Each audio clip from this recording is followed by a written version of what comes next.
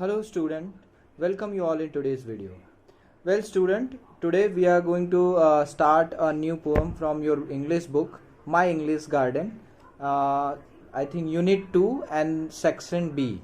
Unit 2, Section B, the name of the poem is Dear Mr. Examiner. Well, this is quite humorous poem. You all must have felt someday while giving your exams when you find yourself totally completely blank, you don't know the answer of the questions, so you keep on wondering what to write. This is a poem, a short poem, you can say that, where the poet is describing the feeling of a child who is not knowing anything whatever has appeared in the question paper, and how that boy or that girl describes the situation what is going out over there in the classroom. That is quite funny. It's a quite humorous poem, and I hope you all are going to like it. Okay, so without any further more delay, let's quickly get into the poem. I'll explain you stanza by stanza. I'll explain you, and I'll explain you the meaning of the difficult words also, so that it will also help you to understand the whole poem completely easily. Okay, as you can see over there in that yellow box, with the title Dear Mr. Examiner, what is the question that the poet is asking to you? Have you ever appeared for an examination unprepared? That means you were not aware about the exam and you did not prepare anything, and directly you went to the school for the exam, and when the paper comes in front of you, you are totally blank. How do you feel, or how did you feel? What did you do at that time?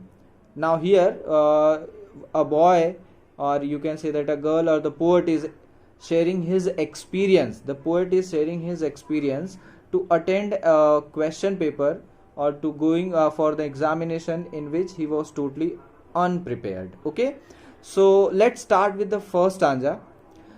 What the poet is saying: thank you so much for your questions. I have read them all carefully through, but there isn't a single one of them that I know the answer to. Now what does it mean? The poet is saying that thank you so much sir or ma'am for giving the question paper. I have read every point carefully. This is always the problem of the students. Sir, I have prepared everything but I don't know from where this question has come. ठीक है, मुझे तो पता ही नहीं चल रहा, मैंने सब प्रिपेयर किया था, यही नहीं पढ़ा था.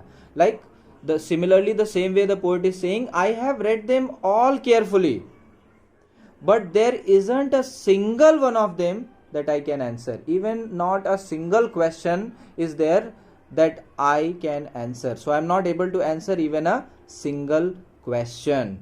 Okay, starting with the second stanza. I think first stanza you must have cleared yourself.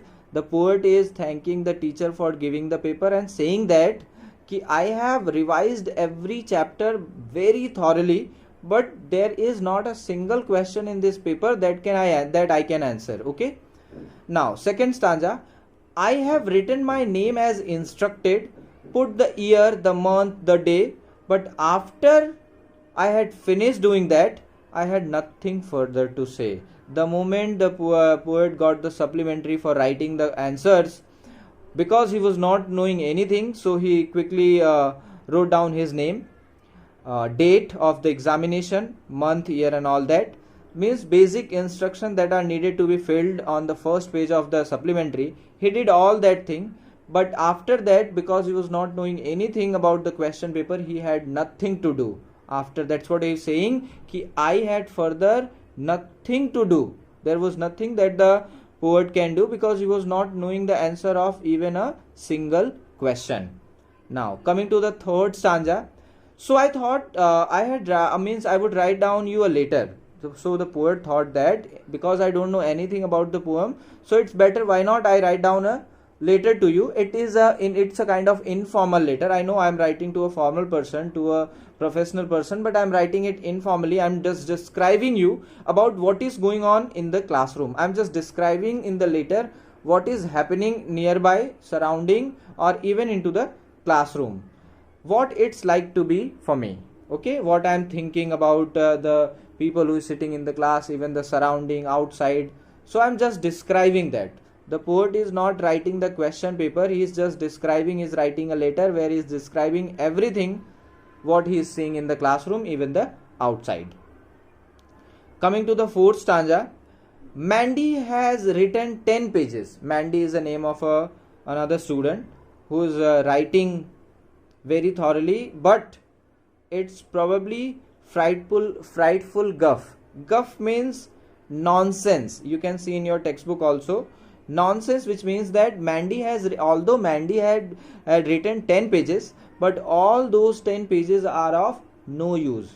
Okay, whatever he had written, that is exactly nowhere matching to the exact answer. Okay, कुछ भी लिख दिया है जो मन में आया है.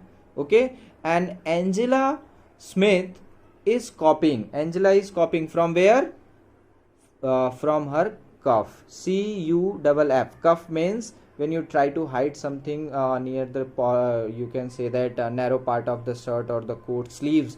बहुत बच्चे स्लीव्स में फोल्ड करके रिस्ट के पास फोल्ड करके उसमें लिख के लाते हैं, चिट रखे रहते हैं ना, तो like that. So like Mandy had written 10 pages but they all are of nonsense, no uses. Angela Smith is copying, and that too from where? From the cuff that sleeve, from her sleeves where she had folded and kept the chits. Coming to the next page, on the next page, starting with the first stanza of the page number 42, Miss Quenlin is making our homework. He is talking about the teacher who is in their invigilation room, invigilating. Okay, the clock keeps ticking away, like the second hour, the second in that watch. Miss Quenlin is making our homework. The clock keeps ticking away. The clock is moving and it is making the tickling sound. For anyone not in the classroom, it's just another day. Like for everybody, it's normal day, they are writing their question paper, but for me it is quite different because I am not knowing any answer, so I am writing this to you. What else the poet is writing? Apart from the classroom, he is describing his feeling. Mother is buying the groceries, grandmother's drinking tea, unemployed man doing crosswords, or watching Crown Court on TV. Now what the poet is saying, my mother must be buying the groceries, my grandmother at this time must be having her tea. Unemployed man, those who are not having any work in the morning time, they do take the newspaper, and the cross puzzles are always there on the newspaper, so they are trying to match those puzzles or watching like Crown Court. It's a serial, name of a daily soap serial on a TV. So those who are at the home also, the poet is describing about them all. Like my mother must be buying the groceries, my grandmother must be enjoying her her tea. Unemployed man must be doing the cross puzzles, okay, crossword puzzle that are there in the newspaper, or they must be watching some TV serials. Coming to the next stanza, the drizzle has finally stopped. Drizzle means soft pouring, downpouring, not too much heavy rain, small, you can say that, just normal rain, you can say that. So that is called drizzle. So drizzle has finally stopped and the sun has started to shine. And in the back garden in Saffron Road, in that Saffron Road garden, a housewife is there hanging the shirts on the line for the drying, because now the sun is shining, so she must have washed the clothes. So for drying she had kept those clothes for drying, like shirts and other things. Coming to the next stanza, a class chattered by to play tennis. The class is chattering to play tennis. Okay, a class is there where people are like students are chattering for the tennis game. The cathedral clock has just pealed. Pealed means just stuck. Cathedral clock means the church. You know, earlier if you see in the European countries, wherever church are there, they are having this trend, like at the top they are having a long wall clock. Okay, like Big Ben of London, ऐसे कुछ. So that cathedral clock has just pealed. That shows that it has just rung. A motorbike or a motor car chugs steadily, means speedily it is just passed by making sound. And mowing the hockey field. Mowing means which means that cultivating, as you it means that cultivating, but actually the cutting down, you can say preparing the hockey field. Miss Quanlum's just seen what I have written. Now author was describing, the poet was describing all these things. So immediately by the same time moment, the invigilator came, and she took the paper and she read out. So her face is an absolute mask. Absolute mask means she was quite surprised, like in the question paper, who writes this? Before she collects the paper, I have one little favor. Like before she collect my paper, I have one favor to ask her. What is that the favor the poet is demanding for? The poet is saying that I thought your questions were lovely. The question paper was very good, but the only problem, the person who should be blamed, that is I myself. I myself have to be blamed for not preparing, because because I could not say anything. Couldn't you give me something? Because here look at the feeling of the poet is just pleading, literally requesting, couldn't you give me in like something 1 or 2 marks for writing these dates and name, because whatever I have written in this letter, for sure I am not going to get any marks for that. But if possible, could you please give me anything like a few marks for this one? Okay. So this is what we are having in this poem. Very humorous poem. You can say that at some point as a student we all must have felt something like this. Not the whole question paper, but at least few questions about which even you cannot predict. So you cannot write down anything at all. People always used to say, like when we were young in the school, and even you people are there, we always used to say you at least write down something. But there are some question in the question paper about which you are completely blank. Now what to write, you are unaware, completely unaware. Okay, then you start describing. We have seen many students in the classroom also, when they are not knowing anything, just trying to do time pass and all. So that happens, that's a common with the student, common thing with the student. So that's what poet has also described over here.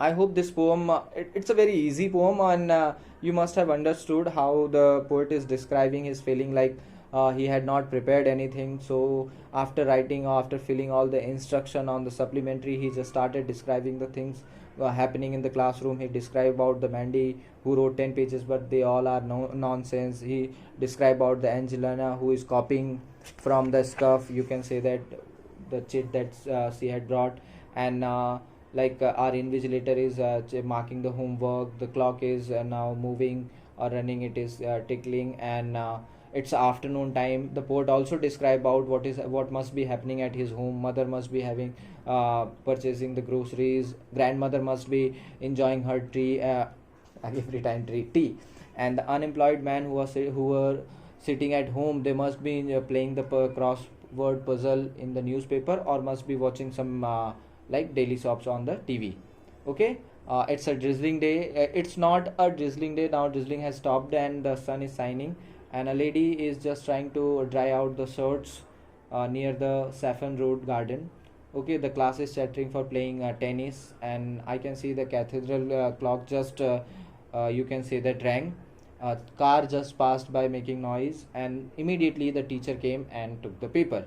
And the poet requesting that before you take my paper, I just want to say you, the question paper was okay, the problem was with me because I have not prepared. Okay, so could you please give me some marks for writing name and other things?